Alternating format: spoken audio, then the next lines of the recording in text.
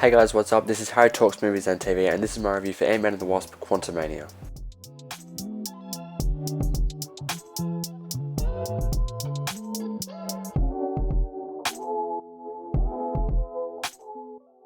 This is a spoiler review, so here's a quick warning about that. So yeah, I watched Ant-Man and the Wasp: Quantumania today, and I knew that it had poor reviews going into it, and I really try really hard not to look at reviews before I go into something, because that really does shape the. I feel like it shapes the way I think about things.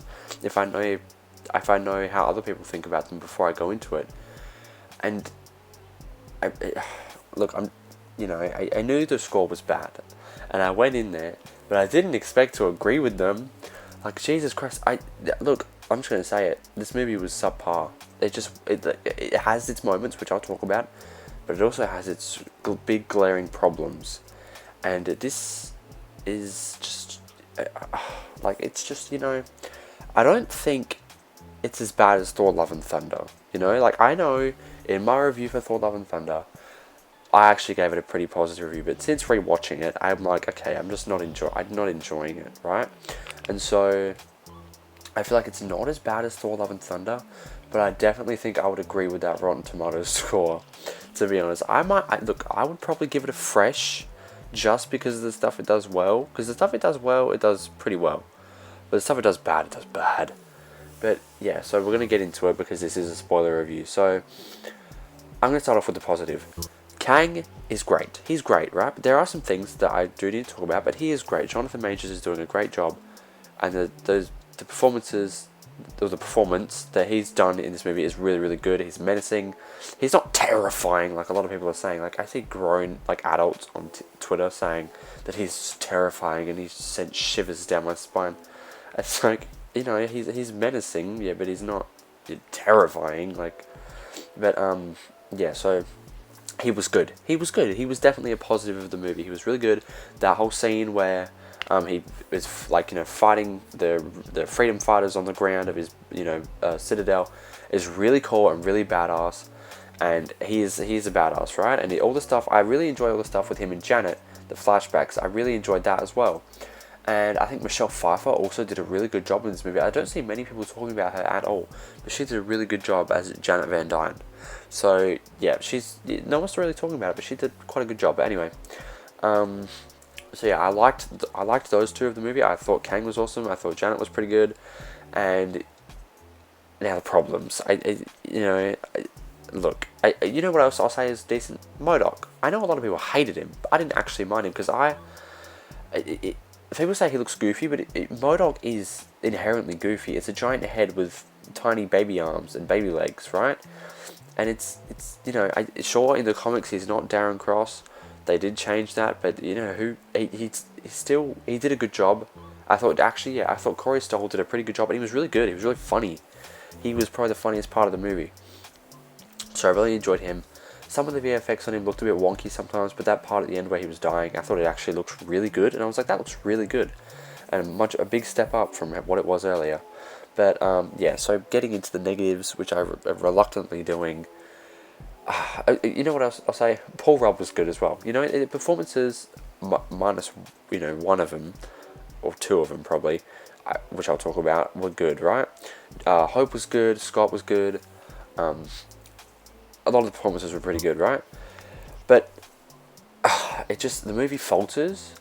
It's weird. It's funnily paced, right? The pacing is funny. It's weird. It feels like, oh, we're here now. Okay, that just happened. Now we're here, and it feels like it comes to an abrupt halt. Like they said, like someone said in a review that I read in my video about the Ant-Man reviews.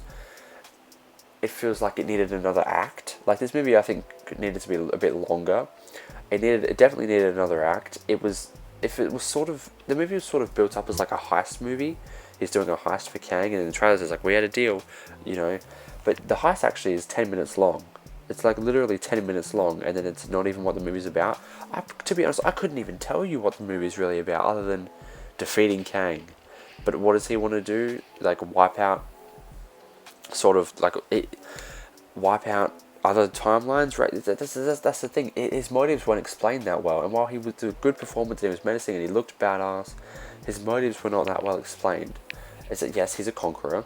That's well established, but and also that whole part where he's talking to Janet about the multiverses and about the timelines and about how he wants to, burn the other versions of Kang out of time because they exiled him, and I just felt like it wasn't explained that well, and it's like this is supposed to be setting up Kang Dynasty, and it's not doing a great job.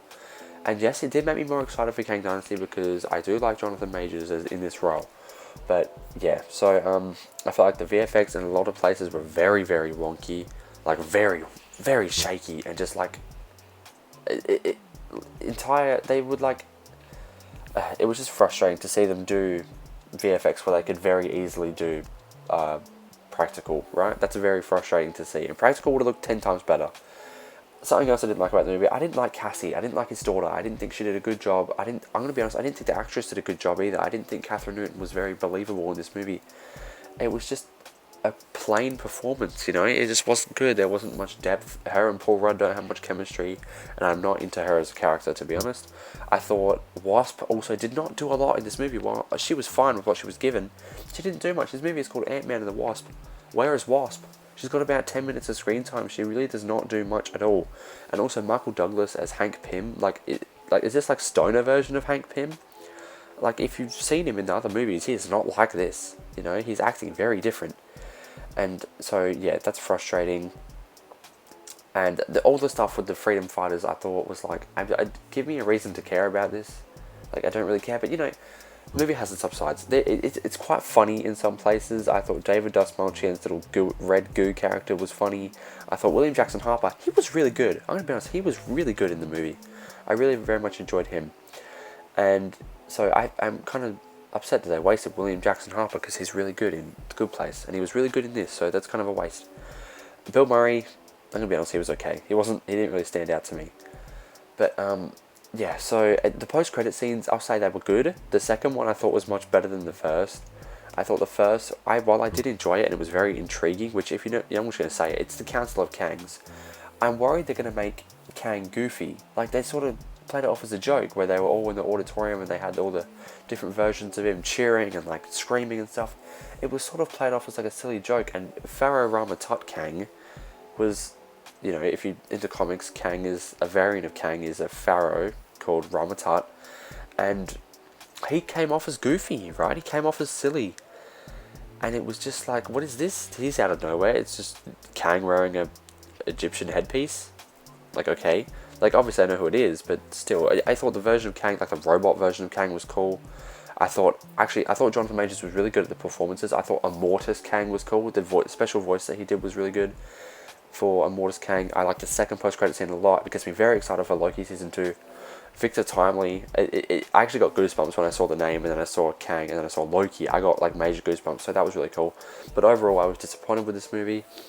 I was really disappointed with this movie. So yeah, that's it. That's my review for Ant-Man and the Wasp: Quantumania. Let me know your thoughts down below in the comments. Did you like the movie? Did you not? Do you agree with me? Do you not?